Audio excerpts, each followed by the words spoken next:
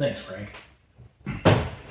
Today, I'm going to introduce you to the installation of a set of Bilstein, I'm just going to call them Bilsteins. A set of 4600 series monotubes. So, my truck, well, it's bouncing around like a trailer with no weight in the back. Wheels actually come off the ground in some instances, so I'm getting real tired of it. In my experience, just about all consumable OEM parts, that includes brakes, things of that nature, are usually shit. So I had a good experience with my KYV monotubes in the Diplomat. Probably should have bought those in hindsight. These things don't look as impressive as I thought they might be, and considering how German they claim to be, these are built in Mexico. Nothing against things built in Mexico. I love Mexico. My truck was built in Mexico, and it seems to be a better build quality than the ones in Michigan.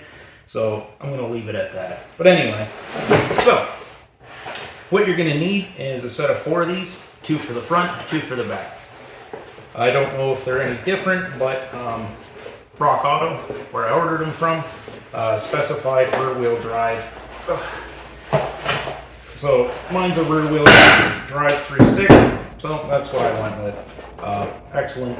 I don't think that's Rock Auto's fault, but there you go. So we have a sticker, which is destroyed. Some bushings. Here's the front. Very bright and colorful and should look excellent, tucked under my all black Express. And we have the rears.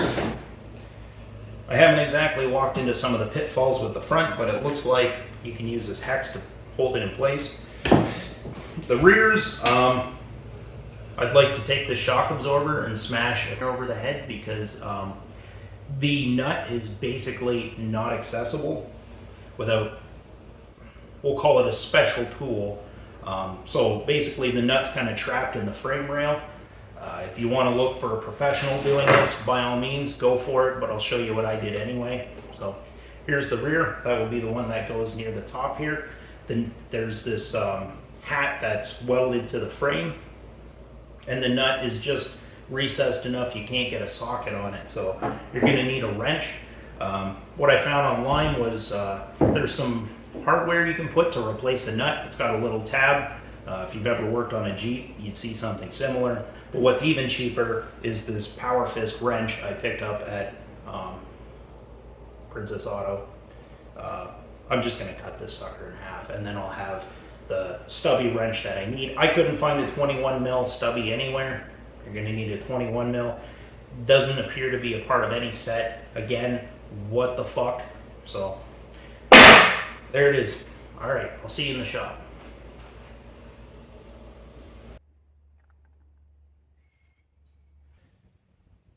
Remove all of these 8mm bolts.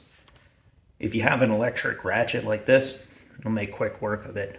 But I imagine you could probably find some way to use a drill or something like that. So here we go.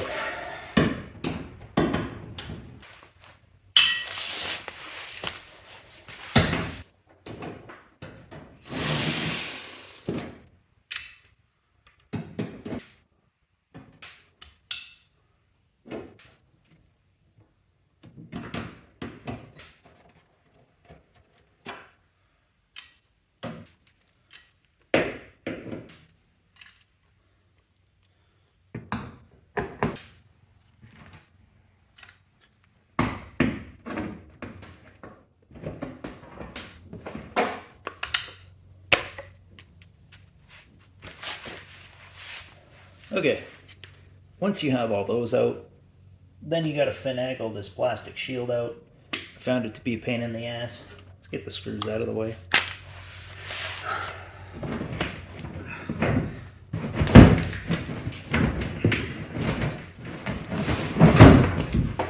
I found pushing in here causes it to kind of fold and help pop this out, so that's my trick for getting it out.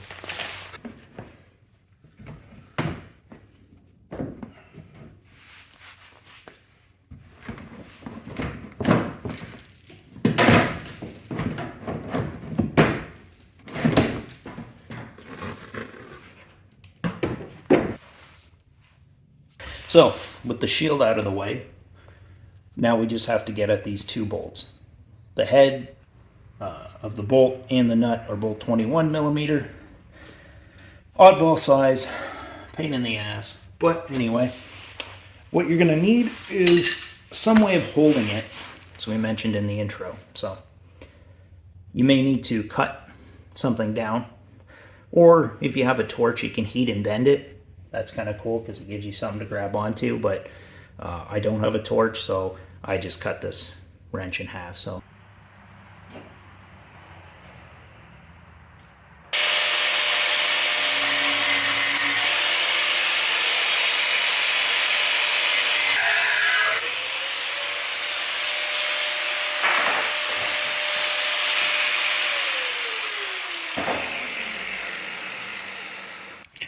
now we got a 21 millimeter POW wrench and a 21 millimeter fisty. I'm using the box end because it gives me a little more adjustability, and the angle helps too. So, all right, let's get this apart. If you got a nice fancy impact, more power to you.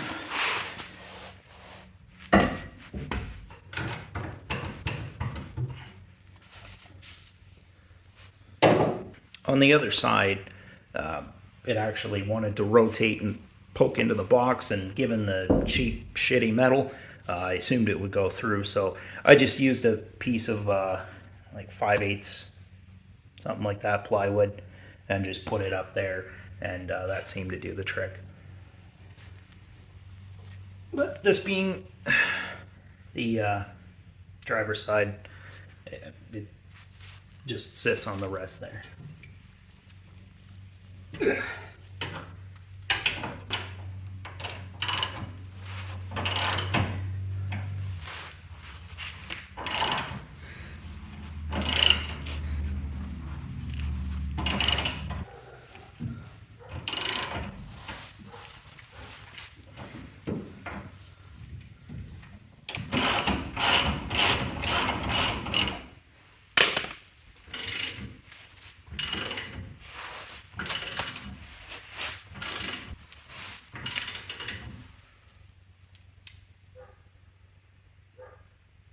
With the nuts removed, now we can pull out the bolts and remove this shock. I'll start with the bottom.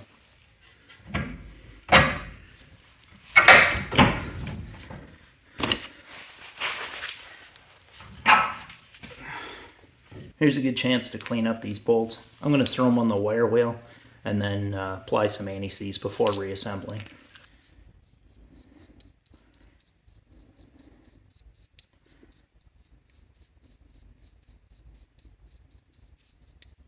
So, starting with the top, boot side up.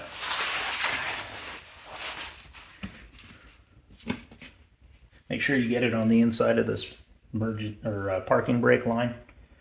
Otherwise, you know, on the other side I did it like this, so don't make that mistake. That's why I'm showing you.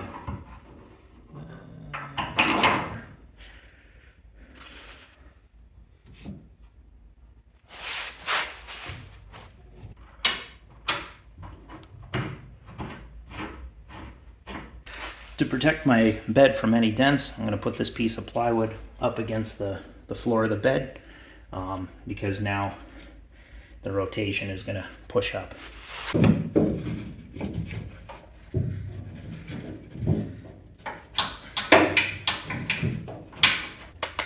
You can do this by hand, but if you got one of these, this electric impact, use it.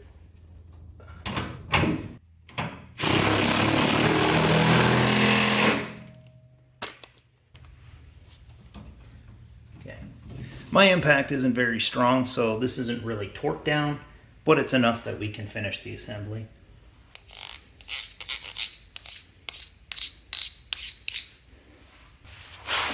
Now, using your superhuman strength, lift this into place, or if you have a jack or something, you could probably find some better way. Or lift the vehicle. I'm just going to use strength.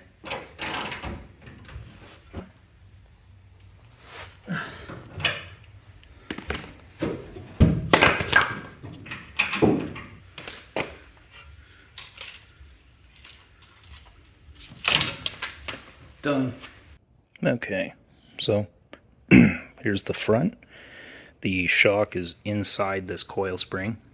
Nearly shit my pants. Thought I was going to have to remove the spring, but I don't have to. There's a couple bolts actually in the bottom. A couple 13s, 13 millimeter. Take those out. And then up here, from what I've read, they tell you to use an Allen key. You can get an Allen key in the top of that, but I've had no luck. So, this is a 9 millimeter on a ratchet here, and then I got an 18 millimeter wrench. So, after driving around for about 2 months on the new Bilstein Monotube shocks, what do me and Butters think? Well, improvement all around. Maybe a little more sensitive to bumps, but it allows the suspension to actually do its job. So all around, it actually, I would say it handles bumps better. Maybe a little more sensitive, but I really like the road feel. It solved all of my problems. The ass of the truck doesn't bounce off the ground like a bouncy ball anymore, so you can really just lay into it and expect both tires to stay on the ground regardless of the road situation. So I would recommend them, absolutely. If you're looking for an improvement in the performance and handling and get rid of that bounciness and the feeling that your tires are coming off the ground, absolutely recommend them. Would I buy them again? And to be honest, I think I'd rather get the KYBs and save some money. The set I bought for the Diplomat were actually made in Japan, so the build quality seemed fantastic to me. So I would recommend them. I think Butters likes them too. Hey, Butters. Oh, no, he sees something. Alright, well, Bill signing off. Highly recommend. BMC approved. Until next time.